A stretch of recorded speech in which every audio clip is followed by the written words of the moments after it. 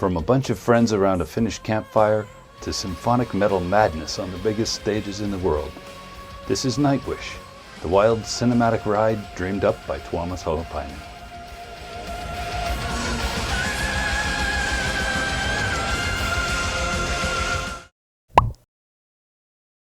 Hey everyone, welcome to Sound Saga's look at Nightwish.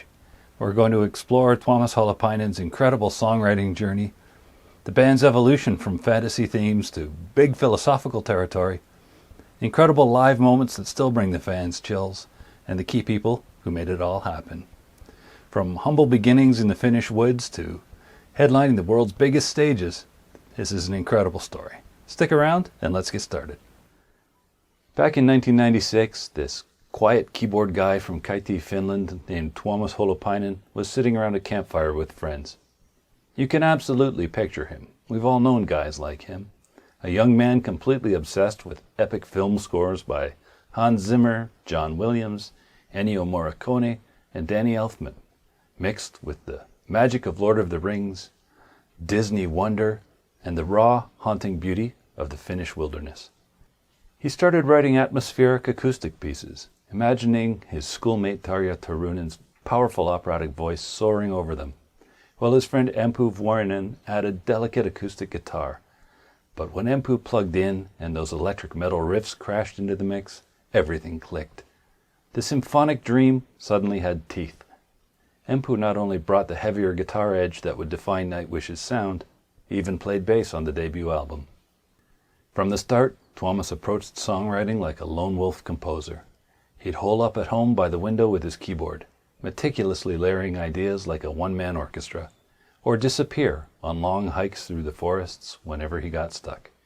He demoed nearly the entire arrangement himself before bringing anything to the band. The result of those early sessions was their debut album, Angels Fall First, in 1997. A record soaked in fairy tale wonder, yet laced with that bittersweet ache of losing innocence. Even back then, you could already hear Tuomas thinking like a film composer, arranging everything with miniature orchestral ambition.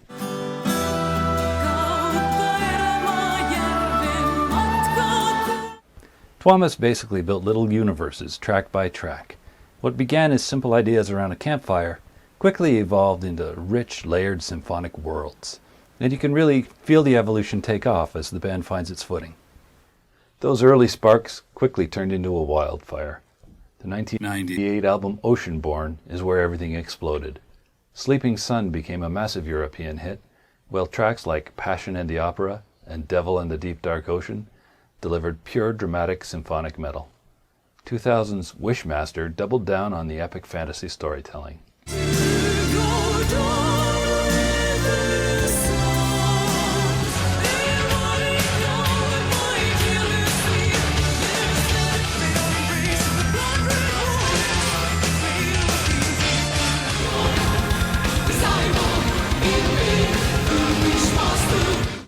Then Marco Hietala joined for Century Child in 2002 and immediately made the whole band heavier, richer, and more fun. His bass, growls, clean vocals, and larger-than-life stage presence were exactly what the music needed. That Phantom of the Opera duet with Tarja still gives people goosebumps decades later.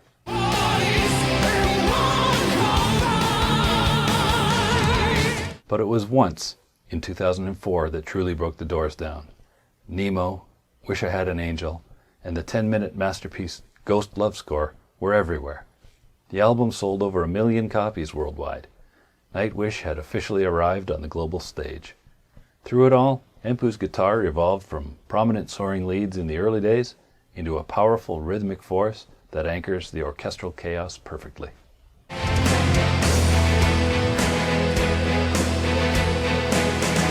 Even in the midst of all that fantastical storytelling, you could begin to feel Tuomas slipping in deeper, more personal emotions. Songs began to reflect themes of real-world pain and wonder, and the big questions about life itself. Even during the fantasy-heavy years, you could sense that injection of deeper, more personal emotion. Then came the painful end of the Tarja era. Instead of pulling back, Tuomas poured all that hurt, chaos, and renewed determination into dark passion play, with new singer Annette Olsson.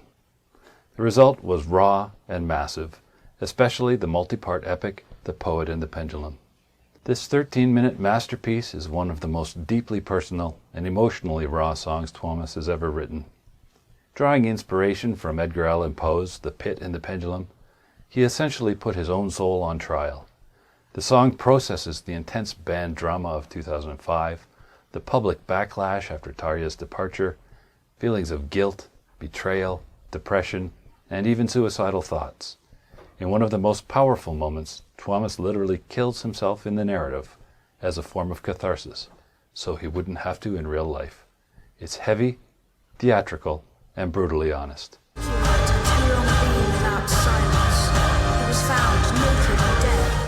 For many fans, The Poet and the Pendulum stands as a landmark in Nightwish's history. It marked a clear turning point where Tuomas's songwriting shifted from pure fantasy toward confronting real-life pain and emotional truth. To this day, it's widely regarded as one of the band's greatest and most powerful compositions, a song that helped a lot of listeners process their own dark times.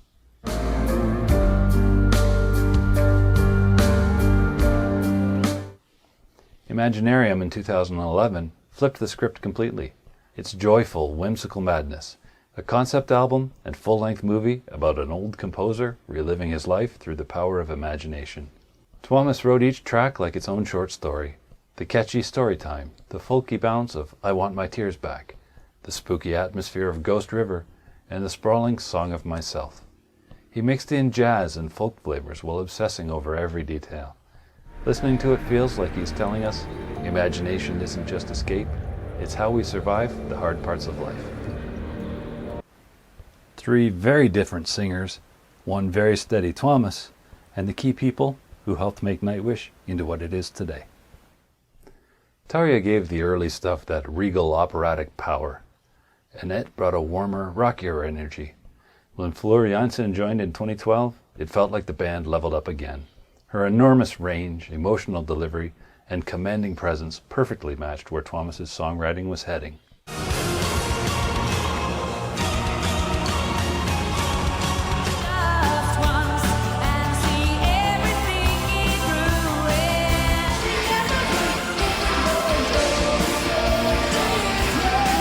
Right from day one, co-founder Empu Vuorinen has been the steady spark on guitar. He helped define the metal edge and even played bass on the debut. Over the years, he's become a master of driving rhythm while still dropping those tasteful, fiery leads when the moment calls for it.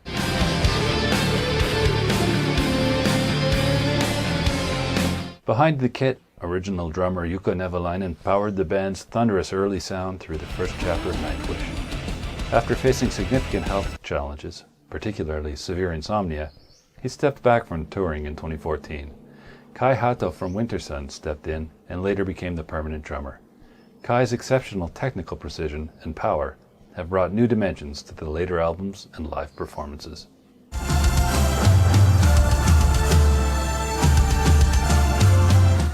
Multi-instrumentalist Troy Donockley first guested on Imaginarium and became a full member in 2013. His Uilleann pipes, tin whistles, and Celtic folk flair added exactly the magical texture Tuomas' cinematic vision needed. And Marco Hietala, what a legend. For nearly 20 years he was the heart and anchor.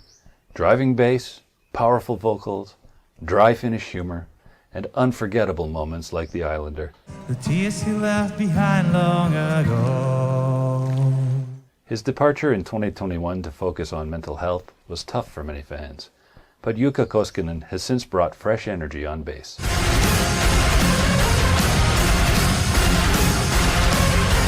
With Fleur on board, Tuomas steered the band into even bigger territory: science, nature, humanism, and the wonder of existence. He drew heavy inspiration from biology, Darwin, Richard Dawkins, and David Attenborough documentaries. Endless Forms Most Beautiful from 2015 celebrates evolution with the soaring and hopeful Elan, which beautifully captures that drive to keep moving forward despite life's struggles, and the monumental 24-minute epic, The Greatest Show on Earth. This track is often considered one of Nightwish's absolute masterpieces and the crowning achievement of their later era. Broken into 5 distinct movements, It takes listeners on an awe-inspiring journey through the entire history of life on Earth, from the planet's formation 4.6 billion years ago, through the emergence of life, evolution's incredible diversity, all the way to humanity's brief but intense chapter. It features Richard Dawkins himself narrating powerful passages, including the unforgettable line, "We are going to die, and that makes us the lucky ones." From so simple a beginning, endless forms most beautiful.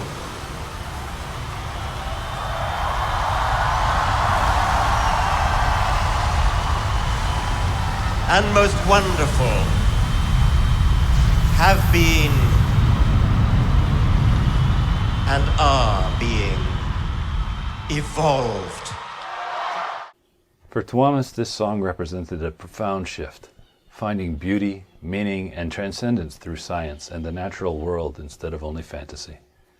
Fans have embraced it as a modern prog metal classic.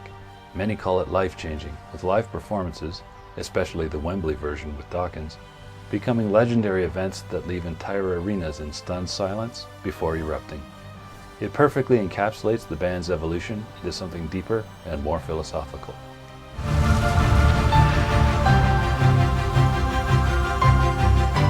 Human Nature from 2020 is basically 2 albums in one. The messy beauty and darkness of humanity on the first disc, followed by a gorgeous, calming orchestral tribute to nature on the second. Tuomas has called it one of the happiest projects he's ever worked on.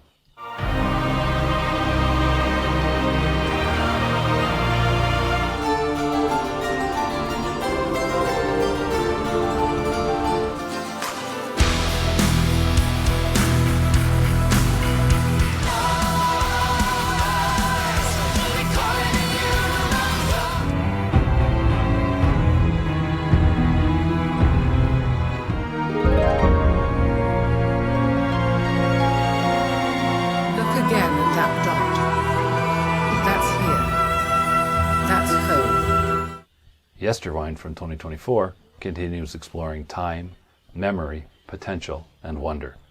Through every era, the current lineup, Empu, Kai, Troy, Jukka Koskinen, and Floor, keeps bringing Tuomas's grand, ever-evolving visions to life with passion and precision. Going from simple campfire stories to philosophical epics about humanity, evolution, and the wonders of nature was legendary behavior. Tuomas has taken us on an incredible creative journey. Live, Nightwish turns into something ridiculous in the best way. Multiple Wacken headliners with orchestras and Troy Donockley's pipes and whistles. The 2005 End of an Era show still gives chills, especially Tarja and Marco tearing into Phantom of the Opera.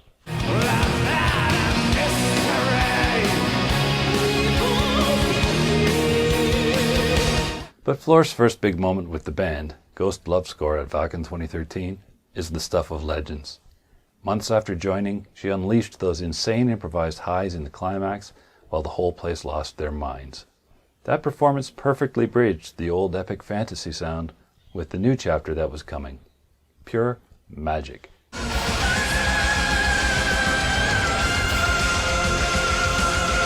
Other all-timers include massive Greatest Show on Earth versions, everyone screaming Nemo, the folk party vibes of The Islander and Last Ride of the Day, and the newer orchestral Yesterwind material. Empu and the drummers hold down the groove while the symphonic layers and Troy's folk magic explode overhead. It's the engine room that makes the magic possible.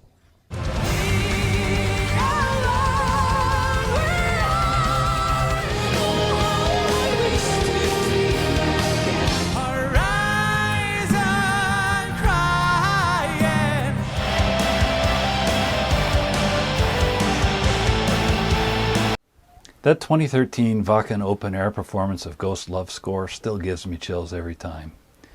The energy the band creates live is just on another level. And watching that performance years later was my first exposure to them. What an incredible first impression. Tuomas Holopainen created a living, breathing universe that keeps expanding with him.